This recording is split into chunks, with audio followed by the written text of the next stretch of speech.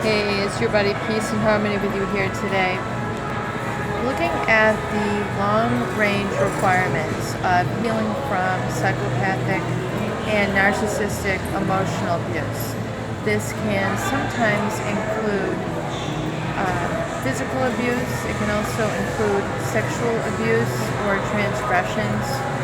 It can definitely include psychological abuse, where the victim of the narcissist or the psychopath is subjected to quite a bit of changes in their mind as a result of knowing this person, and the changes are not positive.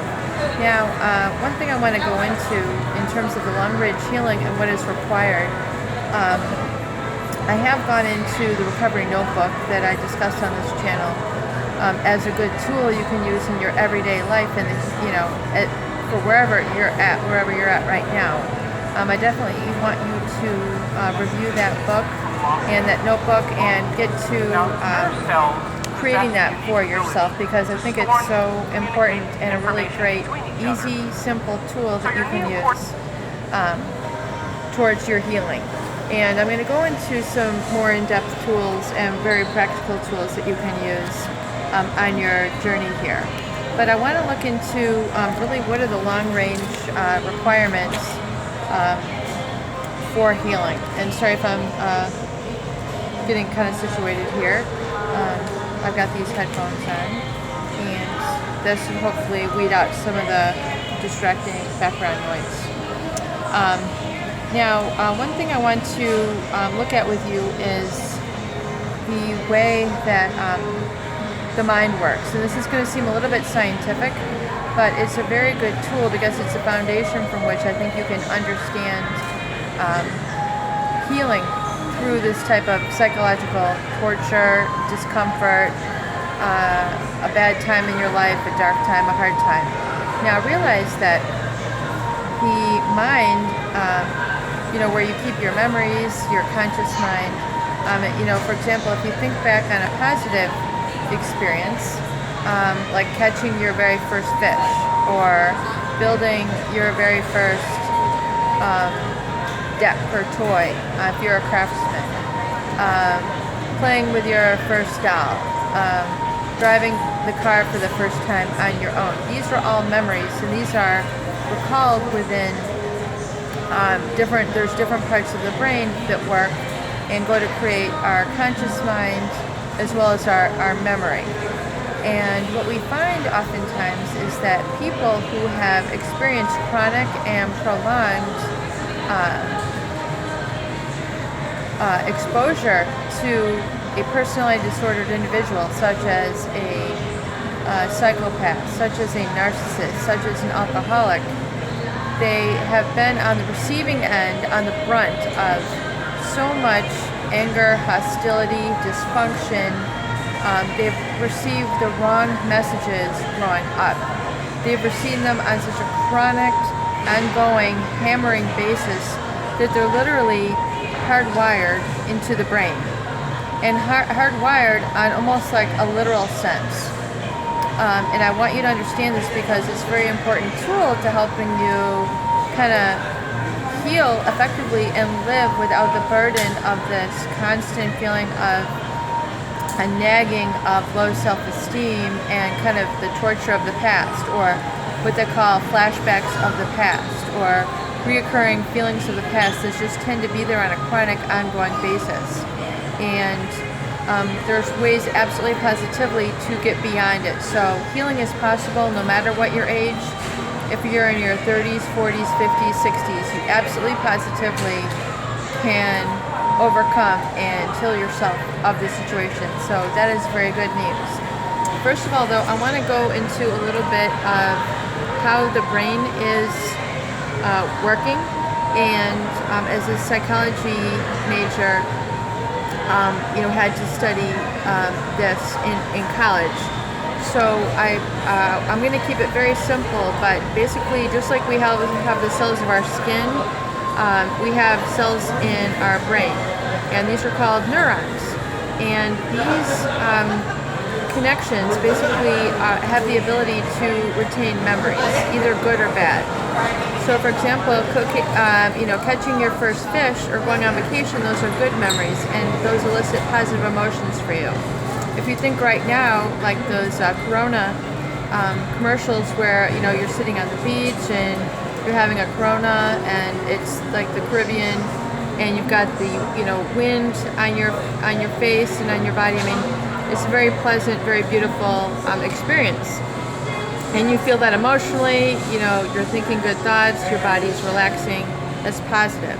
Now, what we find is those people who have experienced chronic, ongoing, repetitive, emotional, psychological abuse just by being exposed to somebody who is like a codependent narcissist or a psychopathic alcoholic. The hostility in the environment, the tension in the environment, the physical reactions in the environment that were constantly negative. The children who are raised in those environments receive constant, chronic, and ongoing negative messages. And generally they feel unsafe.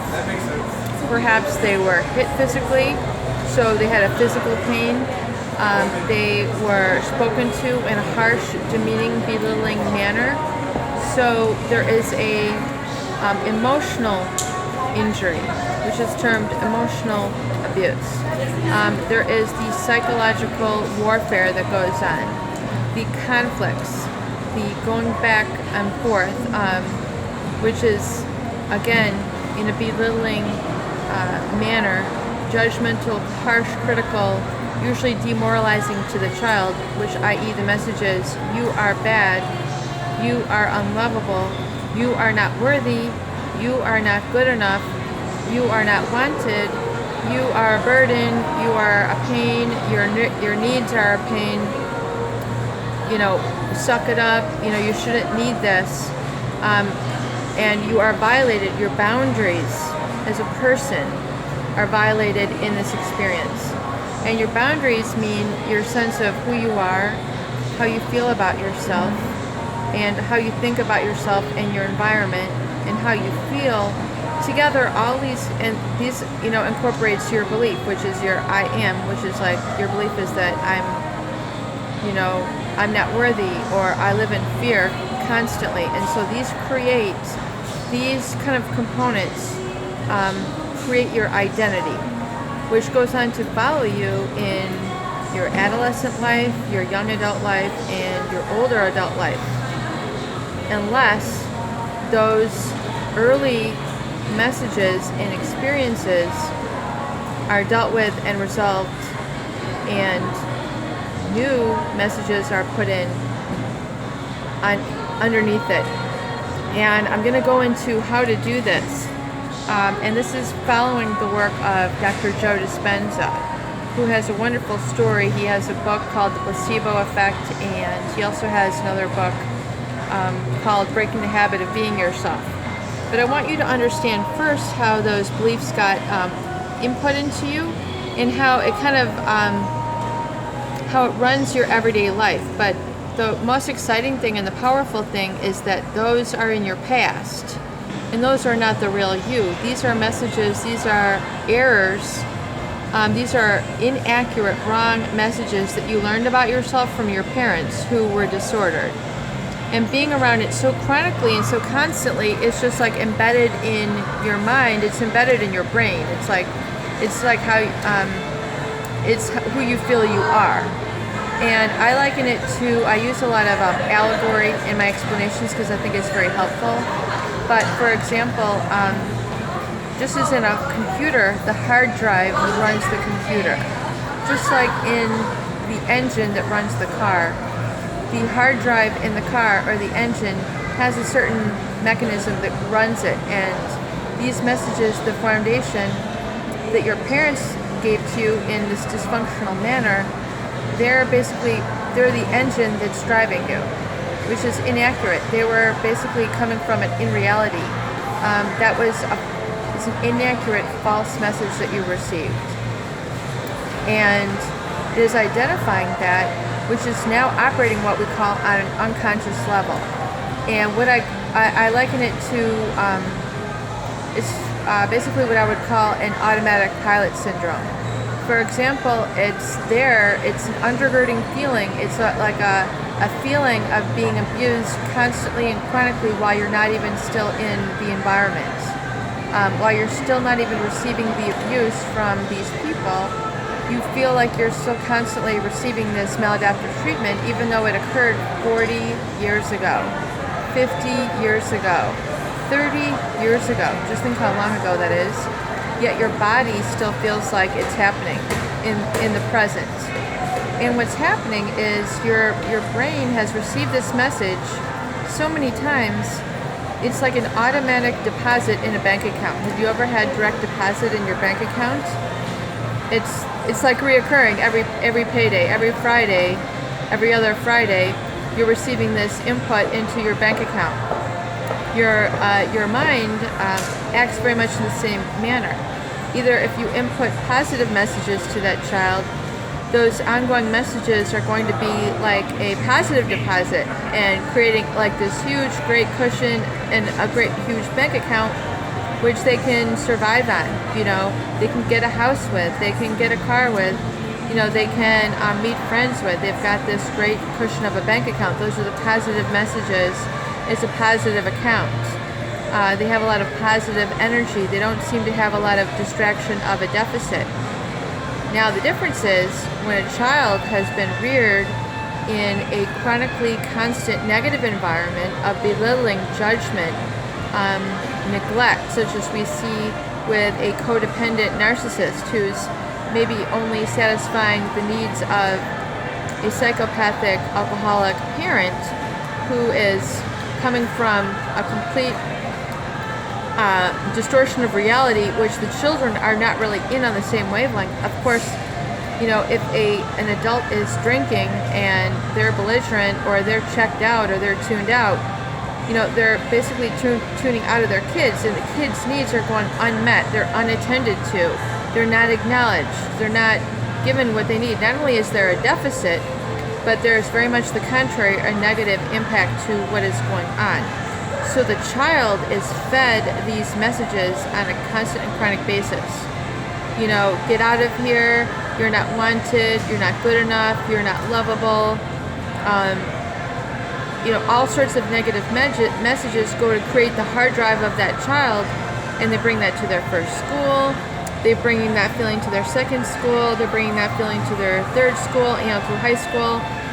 And as they carry on into their adult life, they still feel like that's running their entire life. It's like the engine of their life. It's like the hard drive of their life. That is a constant memory, and it's because those memories keep replaying. It's like an automatic drive. It's like an automatic pilot. Now, our goal, and I know that this is a lot, but we're going to get there. It's so hugely important. So we're probably going to take a couple sessions here, but I want you to understand first this, what we call the unconscious is what is called the cerebellum in the brain. And it's our unconscious. It keeps like our food digesting. It keeps us, you know, our heart beating. You know, we're able to walk without thinking. And it's like an automatic pilot. It's automatically working for us every single day. It's the oldest part of us. It's the oldest part of our humankind. And the automatic pilot works unconsciously, so you don't hear it all the time, but you know it's there. It just functions on its own. For example, when you wake up in the morning and you go and get a cup of coffee, you don't think, you know, I'm going to stand up, I'm going to lift up my left leg, I'm going to lift up my right foot, I'm going to move my left arm, I'm going to lift my right arm, I'm going to sway my hips a little bit, I'm going to turn the corner, I'm going to take another step, I'm going to get out the coffee, I'm going to pour the water, I'm going to turn it on. Like, you don't vocalize all that to yourself. That's called the unconscious. That's the automatic pilot. Do you follow me? So it's so automatic to you, it's so habitual, it's so ongoing, it's so learned that you don't think about it, you just do it. That is the whole situation, that is the whole syndrome. It's a whole negative syndrome that occurs in the person who has been abused chronically by a narcissist or psychopathic parent. So this is just automatically going through them throughout their entire day, throughout their entire life.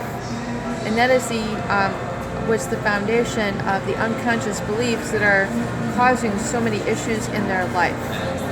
And this is really the first video I'm going to do, just to grasp little by little. I know it's a lot.